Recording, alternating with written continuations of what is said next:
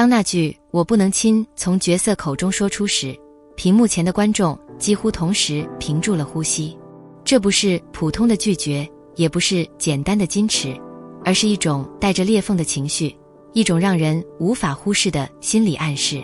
邓恩熙与丁禹兮的这段对手戏，在短短几分钟内迅速点燃社交平台的讨论热度。观众之所以被击中，不只是因为情节本身，而是那种欲言又止的真实感。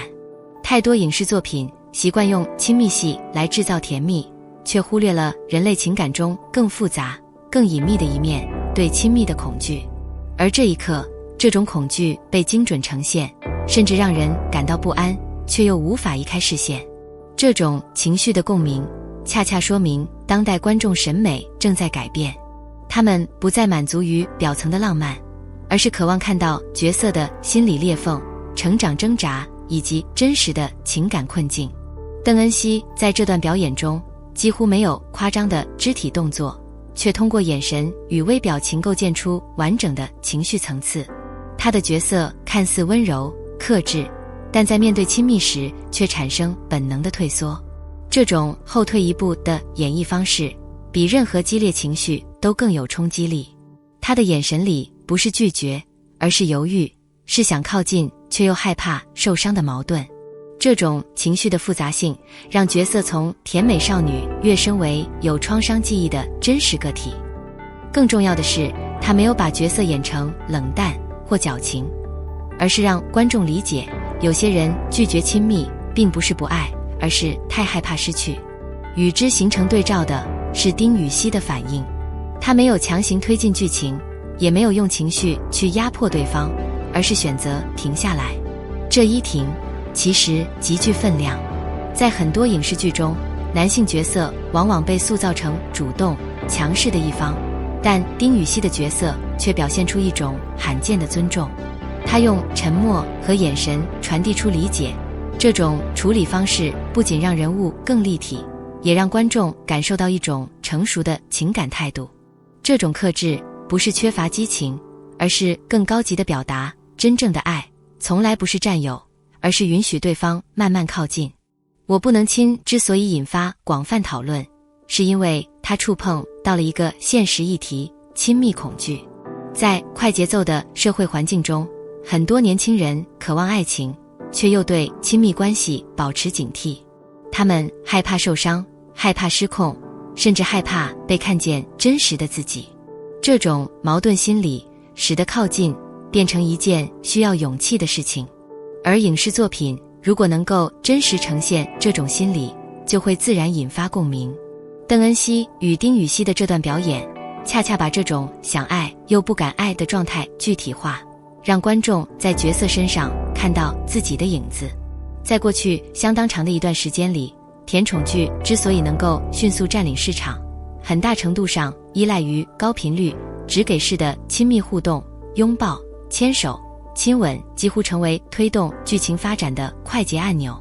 这种模式确实在短时间内制造了情绪高潮，也让观众获得及时的甜蜜满足。然而，当类似桥段被不断复制、叠加之后，观众逐渐产生审美疲劳，开始意识到，如果情感缺乏逻辑支撑，再多的亲密戏也只是空洞的糖分堆砌。正是在这样的背景下，拒绝亲吻这一设定显得尤为珍贵。它打破了观众的预期，也打断了剧情中原本可以轻易滑向套路化发展的路径。角色的后退不是情节的停滞，而是一种更深层的推进。它迫使观众去思考人物的心理动机，是创伤未愈，还是自我保护？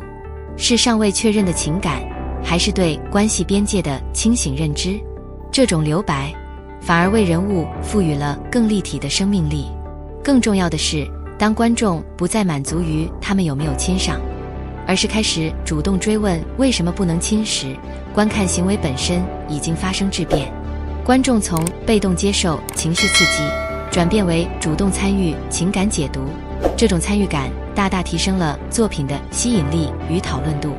剧情不再只是消费品，而成为可以被反复咀嚼、解读的情感文本。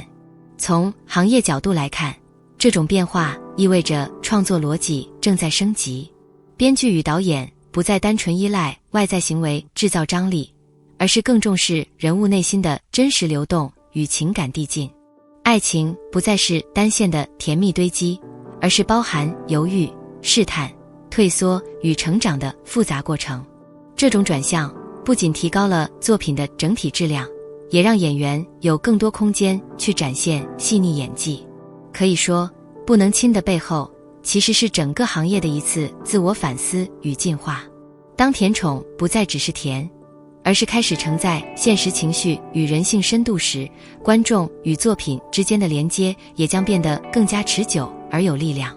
这或许正是当代影视创作最值得期待的方向。一段真正令人难以忘怀的表演，绝不仅仅依赖技巧的堆砌或情绪的外放，而是在演员与角色之间建立起一种近乎共生的关系。当演员不再只是演绎人物，而是让自身的情感经验、生命感知与角色内核产生共振时，角色便不再是纸面上的设定，而成为一个有温度、有呼吸的真实存在。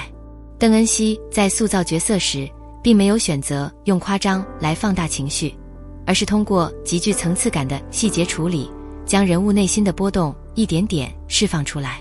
他的眼神、停顿，甚至微不可察的呼吸变化，都在无声地讲述角色的挣扎与渴望。这种留白式的表达，让观众在观看时不自觉地参与其中，去解读、去感受，甚至去填补那些未被说出口的情绪。而丁禹兮的表演则展现出一种难得的克制的力量。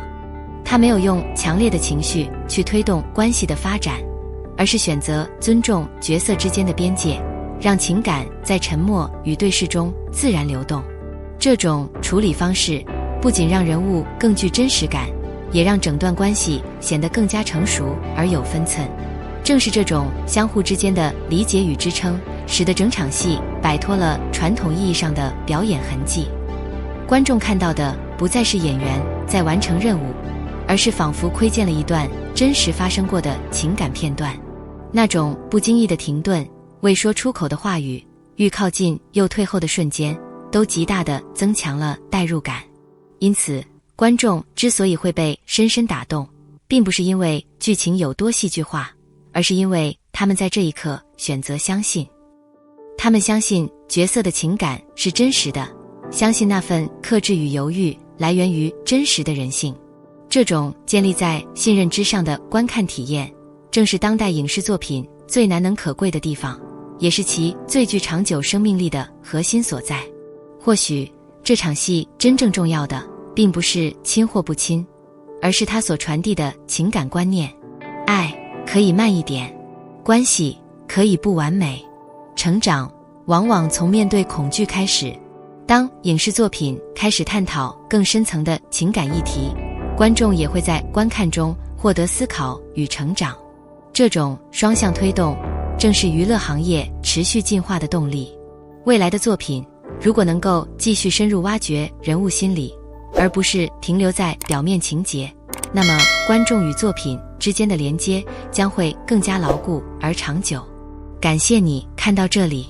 或许你也曾在某个瞬间对亲密产生过迟疑，对靠近感到不安。那么你是否也有过类似我不能亲的时刻？